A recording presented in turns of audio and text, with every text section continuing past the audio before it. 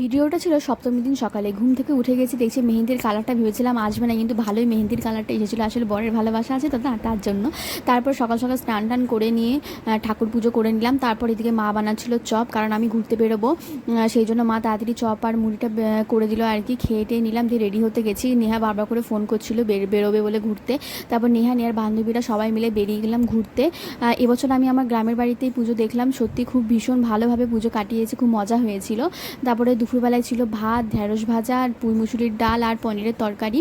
ভাত টাত খেয়ে একটুখানি শুলাম, আর আমার জুতোটা ছিঁড়ে গেছিলো। তারপরে সন্ধ্যাবেলায় আবার রেডি হয়ে বেরিয়ে গেছিলাম একটা সিঙ্গাড়া খেয়ে। আর ঘাম মুছতে মুছতে তো পুরো মেকআপ আমার শেষ। তারপর বাড়ি ফিরে এসে মেকআপ টেকআপ তুলে সব জামাকাপড় গুছিয়ে নিয়ে একটা আইসক্রিম খাচ্ছিলাম, ভাই এনেছিল। তারপরে ভাই বললো চল রেডি হ, রেস্টুরেন্টে খেতে যাবো। তখন প্রায় রাত 11টা বাজে। আমি বলছিলাম যাবো না, কিন্তু ও সেই জোর করে নিয়েই গেল। তো সপ্তমীটা সত্যি ভীষণ ভীষণ ভীষণ ভালো কেটেছিল ফ্যামিলির সাথে।